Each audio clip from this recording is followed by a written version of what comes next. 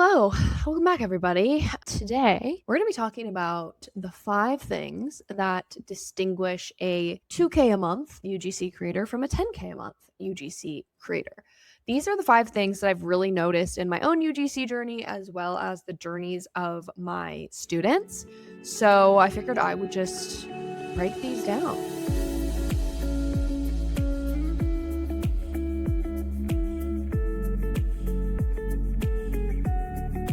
Because I feel like they're simpler than we think. I think there's so much noise, so much fucking noise on the internet about you should be doing this, you should be doing this. This is how you make 10K a month with UGC. This is how you become a retainer UGC creator.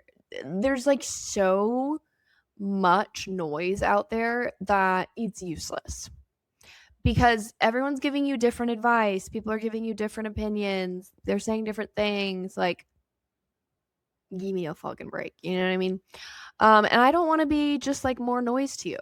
That's why I never give you like this one thing is going to make you 6-figure UGC creator, or like if you're not doing this type of UGC, you're never going to be successful, or blah, blah, blah, blah, blah, whatever. I'm a big believer that like there are many different paths for everything. And you're going to make work what works for you. And what works for you might not be what works for somebody else. And that's okay. So I'm just going to give you some of my takeaways as a creator who has had several 10K plus months as a UGC creator, who has mentored many other UGC creators who have hit 10K plus months. So let's get into it.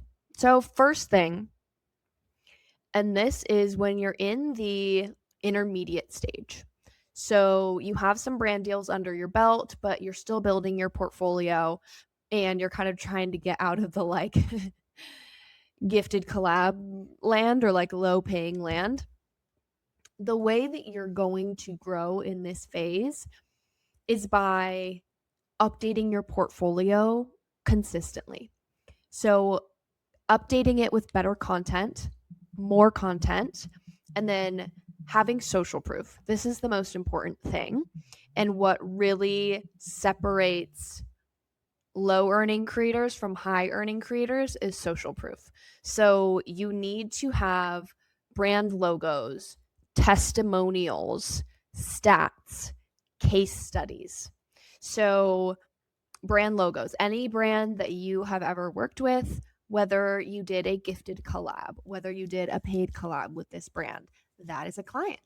And so you should put the name of their company or their brand logo on your portfolio. Have a section that is clear and big on your portfolio that shows the brands that you have worked with. This immediately gives you credibility.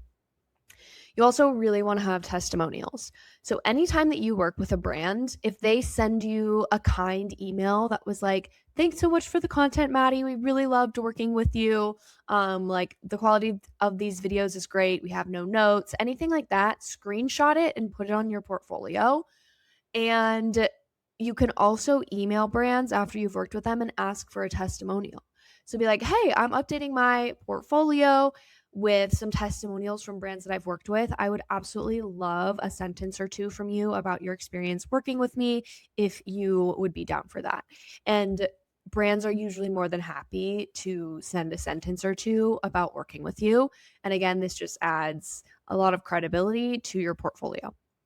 Stats. So stats, you basically can add below a video or in its like own section, but stats are things like this video drove a 3.5 times ROAS. This video had a 25% click-through rate. This video had a 60% hook score. Like things like that are hard stats that literally prove that you create good content. So stats are like the most proof that you can have as a UGC creator because it's literally hard data. Like it's not disputable. Like you can point to this video and say, this was a high performing video. These are the stats. That's it. Like, brands love that because they're like, okay, great. She knows what she's doing. She knows how to create good content, especially when it comes to seasons like Black Friday sales, Valentine's Day sales, Christmas sales. These are very tight window campaigns that they're running ads for a short period. So they're probably only running ads for anywhere from like 2 days to 3 weeks. And so these ads need to be hard hitting, and they're going to work with creators who they know have proof behind their concepts. Creators that they know can create ads that convert, because their whole goal for these short campaign or short window campaigns is conversion. And they want to work with creators who have proof of conversion. And so these kinds of stats really, really come in handy when you're pitching those types of campaigns. And just in general, it gives you so much credibility. And then case studies is basically when you can take a whole experience working with a brand and turn it into a case study on your portfolio. So you have the videos you've created for them, their logo, a testimonial from them, and you have stats that you can talk about. So literally a case study would be like, I worked with this brand in November of 2025. We did a Black Friday campaign for 3 different ads. Each ad had 2 different hooks. And like, you can lay these videos all out under the case study. So you're basically painting the picture of what the partnership looked like, what the deliverables were, and then you're literally just painting the picture of what it looks like to work with you. So you can be like, we had a quick turnaround time of, 7 days or 14 days where I got them all of these ads. And, only one video required revisions, and I got that back to them within 48 hours. The ads went live at this time. And as you can see below, 2 of the ads hit over their average ROAS or something like that, where you're basically just literally laying it all out for them and explaining what it looks like to work with you. Case studies are super, super powerful because brands can literally just step into the shoes of that case study and be like, great, that's what it would be like to work with her. So that's the first thing. Having a credible portfolio. So consistently updating it and adding testimonials, stats, and case studies. Social proof, baby. All right. Second thing, community/mentorship. Oh, this is such a huge one. And literally, like, every student I interview on this podcast, I'm like, what has been the biggest thing that has helped your UGC journey? And they're like, having a community and taking your course. And I'm like, that makes sense. And literally all of them are just like, yeah, like, it was so worth investing in a mentor. It is worth investing in a community, because one of the hardest things about being a UGC creator is feeling alone and feeling lost and feeling like you're not doing things right, or you're struggling and other people aren't, or you have all of these questions that you want answered, but you don't really have someone to go ask them to. And investing in a coach or a community that you can be a part of where you feel like you're getting support as a UGC creator is truly invaluable. Like, it really will accelerate your UGC career and your UGC journey. And I cannot recommend it enough. Whether that is joining a community or program that I have, or finding a coach that, you resonate with and want to work with, I can't recommend it enough. I even invest in my own business coaches. I go to therapy. I'm in several communities with other businesswomen, other content creators. It's so, so important to have that support system in your journey, because it's so hard to do it without it. Like, it really will help keep you accountable. It'll help you stay the course as a UGC creator, and it will just encourage you along the way, and you'll feel way less lost and way less lonely in your journey. And people who invest in themselves and their business and their community are the creators that I see making the most money. Okay, the third thing, raising your floor. And what I mean by this is your floor is basically your baseline, your benchmark. So your floor as a creator is like how low you'll go. So when you're starting out, you don't really have a floor. Your floor is in the basement. And that's okay because you're just starting out. So like, we're still building the house. So the floor is really low. We're starting in the basement. As you become a better UGC creator, you build your portfolio, you get social proof behind what you're doing, you feel more confident, you accordingly have to raise that floor. You have to raise your benchmark for what you're willing to accept.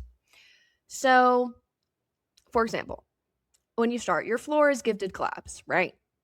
And then eventually you kind of make your way into like, okay, my floor is that like I don't take gifted collabs anymore, but like I'll kind of accept any payment. And then your floor is maybe you set your rate to like $150. And that like you just have to constantly be raising your floor. But the thing about the floor is that you have to set it. Because if you don't set your floor, you won't know what it is and you will continue to go below it. This is a lesson that I'm learning as a UGC creator and as a business owner. You have to have a very, very clear floor of the minimum that you are willing to accept. This truly applies to like all areas of your life, for real. But in UGC creation, the biggest one that I would say is your rates. So I want you to have a very, very clear floor of what the minimum is that you will accept for a deal. It's hard. It's so hard. I was just having this conversation with another creator because when you're a UGC creator, you are not getting paid hourly. You are getting paid for a service. You are getting paid for your value. You're not getting paid for your time. And it can be easy to accept deals that are below your floor because you're like, well, it's not my typical service rate, but, I need the money this month, or but XYZ. And you look at it. So I'll give a personal example. This happened, last week. I had a brand email me. It was an inbound, and I would have been super down to work with them. They were like a pet toy brand, and I like the company. And basically, they gave me a list of deliverables, asked for my rate. I let them know that for those deliverables, it was $1,900. And they came back and were like, hey, our budget's lower than that for this campaign. We really want to work with you, but like the best we can do is meet you at $1,100. And I really wanted to take that deal because $1,100 is tempting. $1,100 is like a good chunk of money. And it's hard because I'm looking at that deal and the deliverables, and it was 2 videos and 5 photos. I know that personally that would have taken me about 5 hours to film, edit, and send off all of that content. 5 hours, which means I would have been making like $220 an hour, which is a lot of money. That's good money. But it's below my rate and it's below my worth and my value. And I have to remember that I don't charge hourly. I charge for my services. And that's really a hard mindset to get out of, because when you do the math like that and you look at it, you're like, I'd be dumb to not take a job that would pay me $220 an hour. But you have to remember what your floor is. Because if you keep taking deals like that and you keep going down and down and down and down, you're never going to be able to actually truly scale as a UGC creator. So I turned down the deal. I said, I honestly don't have a huge capacity right now for UGC. I only work with a couple of clients a month. And so I have to be pretty picky about the brands that I work with. And I really only work with those that can meet my rate. But if your budget changes at all, please reach back out. I really would love to work with your brand. She responded super kind. She was like, I totally understand. Thank you for being transparent. I will keep you in mind because we would love to work with you if we can someday. And I'm like, great. Maybe they'll come back to me in a couple months and we'll be able to work together. Maybe I'll repitch them in a couple months and see if their budget has increased. We'll see.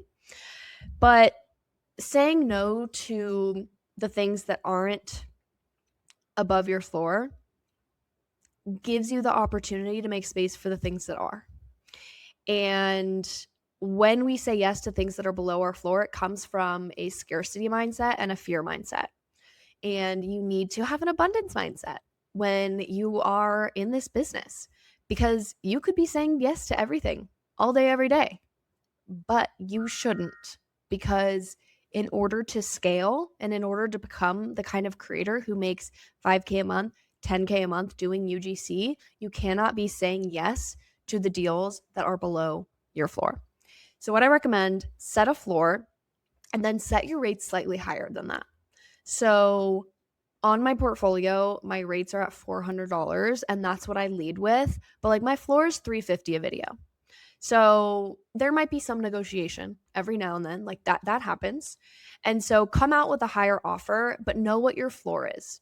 So I know that, you know, if the package, whatever, comes out to it being like less than $350 a video, and then of course ad usage and all the extras and things like that factored in, if it's not above that like baseline rate, that's my floor, I simply say no. And that's kind of how I recommend setting your floor and setting your like public or initial rates. Yeah. Okay. The fourth thing, tracking your time and outsourcing. I have all of my higher level students do this because it's so fucking important in order to scale as a creator. You are not going to become a 5K a month, 10K a month creator without burning out if you don't do this. So what I recommend all of my students do is track their time meticulously. Do this for a month and see how much time are you spending on UGC per week and what is that time going to? So how many hours are you spending finding brands and pitching brands? How many hours are you spending replying to emails? How many hours are you spending scripting and filming and editing? And like, I want you to be very meticulous about tracking every hour that you spend on UGC and seeing where that time is going. And then you also want to track your income meticulously and then basically stack those against each other. So based on how much you're making and how much time you're spending, what is your effective hourly rate as a UGC creator? So are you on average making $20 an hour? Are you on average making $80 an hour?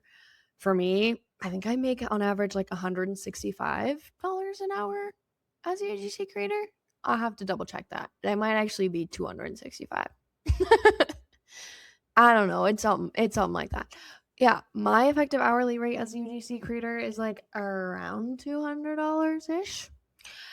And what I can do with that information and how this is going to help you scale is anything that would cost less than that to hire somebody, you are literally losing money doing that task yourself.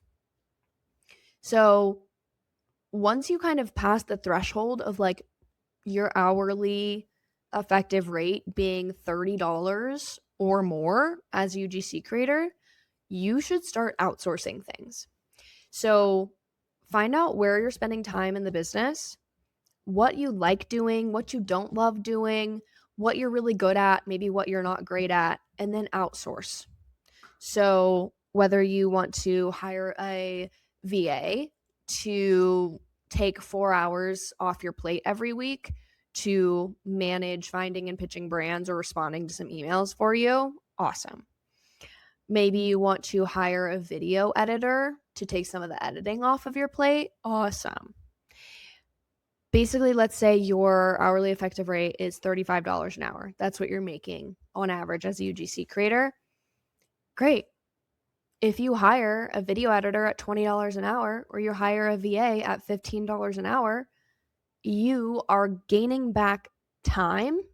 You're gaining back 4 hours that you could make more money with UGC and then pay those people less than what you're making. So like it just makes sense to outsource. Every business owner knows this and learns this. You have to focus on the high value activities, and that will actually continue to raise your hourly effective rate as you get better and better at the tasks that you focus on, and then you outsource the ones that you don't want to do. So, highly, highly recommend doing that. It's truly the only way you're going to scale as a UGC creator without burning out. Okay. And number 5, the last one, is getting returning clients. So, creators who stay stuck at 2K a month, 3K a month, those are the creators who are constantly chasing new deals. And the best way to raise your income as a UGC creator is to have returning clients. So clients that they're going to come back to you asking for more content, or you can repitch them in a couple of months for a different like seasonal campaign. And these tend to be pretty reliable. They like working with you. You like working with them. You're not necessarily on a retainer contract, but it's pretty consistent. And I have a lot of the deals that I do are with returning clients. The best way to get returning clients is just with time. So, first of all, it just takes time building up your client roster. And with time, you get better at creating content, better at negotiating, and you just become a better UGC creator. And brands want to work with good UGC creators. And so being a good creator and being easy and quick and efficient and like just a pleasure to work with, that truly does wonders.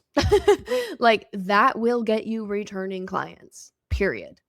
Clients will come back and be like, oh my God, we love this video. Like, can we do another package?